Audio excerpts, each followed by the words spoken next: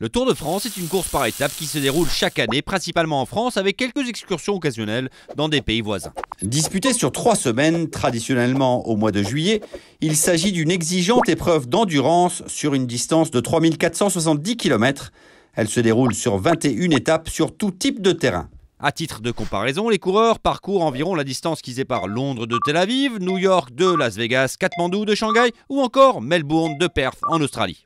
C'est en 1903 qu'a lieu la première édition du Tour, quand Géo Lefebvre, un journaliste sportif de 26 ans et spécialiste cyclisme pour le quotidien sportif Lotto, souffle l'idée d'une course cycliste à son rédacteur en chef Henri Desgranges, dans le but d'augmenter les ventes de leur journal. Henri tombe immédiatement amoureux de l'idée et le premier tour est organisé. 19 jours de course entre le 1er et le 19 juillet. La course attire quelques 60 coureurs qui se partagent les 20 000 francs de prime, dont 6 075 francs au premier vainqueur final, Maurice Garin. Garin a franchi la ligne d'arrivée finale à Paris avec 3 heures d'avance sur son dauphin Lucien Potier et près de 65 heures avant le 21e et dernier coureur. Sur 60 coureurs, seuls 21 vont terminer ce premier Tour de France, preuve éclatante et immédiate de la dureté de l'épreuve. À de nombreux égards, la course à l'époque était beaucoup plus difficile que sa version moderne. Les concurrents devaient parcourir jour et nuit les chemins de terre sur des bicyclettes à pignon fixes, l'essence en alerte pour éviter les obstacles humains, les voitures qui gênaient la circulation et les clous jetés par les supporters des autres coureurs. Les premiers tours étaient ouverts à quiconque souhaitait participer. La plupart des coureurs se regroupaient en équipes constituées par des marques de vélos qui les prenaient en charge. Quelques coureurs privés, appelés touristes routiers, étaient acceptés dans la course pour autant qu'ils ne demandent rien aux organisateurs. À partir de 1930, les participations individuelles sont interdites et les touristes routiers disparurent presque tous, certains étant absorbés par les équipes régionales créées par Henri Desgranges. Dès la 3e édition, en 1905, les courses de nuit sont abandonnées suite aux nombreuses tricheries que les juges ne pouvaient pas voir. Si cette décision eut pour effet de réduire les distances à parcourir quotidiennement et la longueur globale de la course, les organisateurs continuèrent à privilégier l'endurance. D'après Desgranges, pour que la course soit parfaite, il faudrait qu'un seul et unique coureur arrive à Paris. L'exigence du parcours capta l'imagination du public et la course prit son rythme annuel dès sa première édition en 1903, avec 2 seules exceptions lors des 2 guerres mondiales. Alors que le Tour gagnait en popularité, la course fut allongée, commença à s'internationaliser et attirer des coureurs venus des 4 coins du monde. Aujourd'hui, le Tour est une épreuve de l'UCI World Tour avec un plateau majoritairement composé d'UCI World Team, à l'exception des équipes invitées par les organisateurs. Les éditions modernes du Tour de France comptent 21 jours de course répartis sur une période de 23 jours. Si le parcours du Tour de France moderne change chaque année, le format reste le même et le vainqueur final est le coureur dont le temps de course cumulé est le moins élevé dans les 3 différentes catégories d'étapes. Quelles sont-elles? Les étapes de plaine, d'habitude sur des routes permettant des vitesses élevées et traversant la campagne française. Les étapes contre-la-montre, sur lesquelles les coureurs s'expriment individuellement ou par équipe, contre-la-montre sur des machines bien plus aérodynamiques. Et les étapes de montagne, qui empruntent notamment les routes des Pyrénées et des Alpes. C'est bien évidemment la partie la plus difficile du Tour. Toutes les étapes sont chronométrées jusqu'à l'arrivée, les temps finaux des coureurs étant ajoutés au temps réalisé lors des étapes précédentes. Le coureur dont le temps agrégé est le plus bas prend la tête de la course et a l'honneur de revêtir le très convoité maillot jaune. Le porteur du maillot jaune peut changer tout au long de la course en fonction des résultats de chaque étape. Le vainqueur final est le coureur qui reçoit le maillot jaune après la conclusion de la dernière étape du Tour qui s'achève chaque année depuis 1975 sur les Champs-Élysées à Paris. Pourquoi un maillot jaune? Attribué pour la première fois en 1919, il tire sa couleur distinctive du papier sur lequel était imprimé le journal Lotto. On aurait pu trouver meilleur support promotionnel. Mais le maillot jaune n'est pas le seul maillot décerné lors de la course, même s'il attire la majorité des regards car il est porté par le vainqueur du classement général. D'autres classements sont apparus au fil des ans, chacun avec son propre maillot distinctif. Le maillot vert récompense le meilleur sprinter de la course. Le maillot à pois désigne le meilleur grimpeur. Le maillot blanc revient au meilleur coureur du classement général âgé de 25 ans ou moins. Outre les maillots, des dossards distinctifs sont également décernés à certains coureurs pendant la compétition. Par exemple, le dossard rouge est décerné au coureur le plus combatif d'une étape et est porté par ce dernier lors de l'étape suivante. Le dossard jaune va à l'équipe qui domine le classement par équipe. À côté de ces maillots et dossards distinctifs, les coureurs d'une même équipe, 22 équipes au total composées chacune de 8 coureurs, doivent porter des maillots de même couleur. Ces maillots portent les logos des sponsors des équipes qui payent les salaires des coureurs. Quelques coureurs ont le droit de revêtir des maillots spéciaux. Par exemple, le champion du monde en titre porte le maillot arc-en-ciel. Les différents champions nationaux portent les couleurs de leur pays respectifs.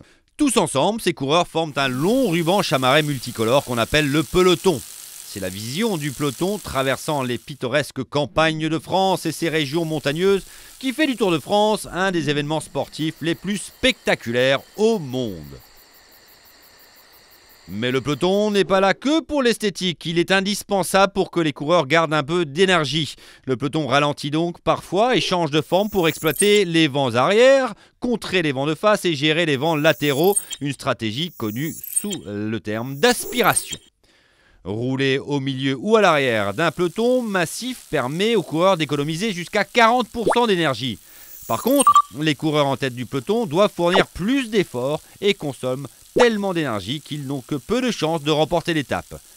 Ils acceptent de se sacrifier pour imprimer au peloton le rythme qui correspond le mieux à la stratégie de course de leur équipe.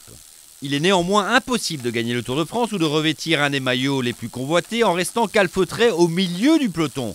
Un coureur désireux de remporter le Tour devra sortir de celui-ci s'il veut remonter au classement général. Quand un groupe s'échappe, la stratégie change et les coureurs se placent en double file. Le meneur se déporte sur le côté en s'éloignant du vent et le coureur suivant prend un court relais face au vent avant de s'écarter à son tour, ce qui a pour effet de créer une file en rotation constante. Quand la file indienne rencontre un vent de travers, une bordure se crée qui place la double file dans un angle permettant aux coureurs de trouver un abri naturel. C'est alors que s'enclenche la stratégie d'équipe. Par exemple, si l'échappée est principalement composée de coureurs de la même équipe ou de coureurs ne présentant aucun danger au classement général, ils peuvent collaborer pour distancer le peloton et leurs rivaux. En revanche, s'il y a dans l'échappée des coureurs d'une équipe rivale ou des coureurs qui constituent une menace au classement général, les autres échappés leur refuseront toute aide en les obligeant à multiplier leurs efforts pour garder le contact avec le groupe, avec le risque de dilapider ce qui leur reste d'énergie. En fait, si le Tour de France est une épreuve individuelle, en cela que chaque coureur est seul à pousser sur ses pédales, la victoire finale est dans une certaine mesure le résultat du dévouement de toute une équipe. Il est d'ailleurs rare que le vainqueur d'une étape oublie de remercier ses équipiers sans lesquels il n'aurait jamais gagné. Les coureurs qui n'ont pas pour objectif de figurer dans les principaux classements, communément appelés les équipiers, font la sale besogne qui permet à leur leader de se mettre en avant ou parfois de simplement survivre. Ce sont eux qui doivent se faufiler jusqu'à la voiture de l'équipe pour aller chercher des bidons ou qui doivent prendre le vent pour protéger leur leader. Parfois, ce sont eux qui doivent ralentir la cadence pour permettre à un équipier en difficulté de revenir. Si un leader se retrouve privé d'équipier dans une échappée ou dans une étape de montagne, il sera en grand danger à un point tel qu'il risque de connaître une fringale. Un coureur a une fringale quand il est au-delà de l'épuisement et n'a plus la force de continuer. Il risque de perdre un temps considérable et parfois de terminer hors délai. Nombreux sont les porteurs du maillot jaune qui ont perdu le Tour pour avoir craqué, notamment lors d'une étape de montagne. En fait, la course devient passionnante quand les leaders s'affrontent pour le classement final, notamment lors des étapes montagneuses. Leur affrontement est autant mental que physique, chacun testant la détermination de l'autre en le poussant à la faute. Si un coureur craque ou se retire de la course pour l'une ou l'autre raison, il trouvera heureusement refuge dans la voiture balai.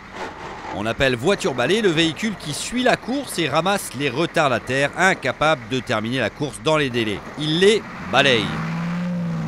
Inutile de préciser que seul un athlète d'exception pourra surmonter les défis physiques et mentaux de la course. Il devra aussi compter sur une bonne équipe, un petit brin de chance et des nerfs d'acier pour remporter le Tour de France, car nombreux sont les obstacles rencontrés sur le chemin de la victoire. Non seulement le coureur devra composer avec les 176 coureurs pour éviter les chutes massives et être capable de dévaler les pentes escarpées des étapes de montagne à des vitesses dépassant parfois les 100 km/h. La moindre erreur ou le moindre dérapage pouvant entraîner une chute dangereuse. Il devra aussi supporter les conditions atmosphériques difficiles, la pluie, la grêle et parfois la neige. Sur les sommets montagneux, autant de risques à subir. Dans un mauvais jour, le coureur peut chuter ou attraper froid et voir ses chances de terminer la course s'envoler en fumée. Lors des étapes de plaine, c'est la chaleur torride de l'été qui pourrait entraîner déshydratation et coups de fatigue. Les coureurs du Tour ne partent pas seuls au front néanmoins, ils sont suivis d'une longue procession composée de leur encadrement technique, des organisateurs de la course et des représentants des médias. Autant de petites fourmis poursuivant le même but, aider les coureurs et faire découvrir au monde les sublimes images du Tour de France, reprises par 100 chaînes de télévision dans 190 pays pendant près de 6300 heures de diffusion, sans oublier les 6 millions de fans qui suivent la course sur les réseaux sociaux. Enfin, il y a les 10 millions de spectateurs, hommes, femmes et enfants, qui s'agglutinent sur les bords des routes en moyenne pendant un peu plus de 6 heures pour encourager les coureurs et voir de plus près leurs héros, l'un des spectacles sportifs les plus extraordinaires au monde. 1 heure avant le passage des coureurs, c'est à la longue caravane publicitaire qu'il reviendra de divertir les spectateurs. Celle-ci, devenue un élément central de l'expérience du Tour de France, se compose de près de 160 véhicules et de 600 personnes qui distribuent environ 15 millions de cadeaux aux fans. Vous le voyez, le Tour de France est bien plus qu'une simple course cycliste. Il s'agit de l'un des événements et spectacles sportifs les plus époustouflants et les plus mémorables organisés sur notre belle planète.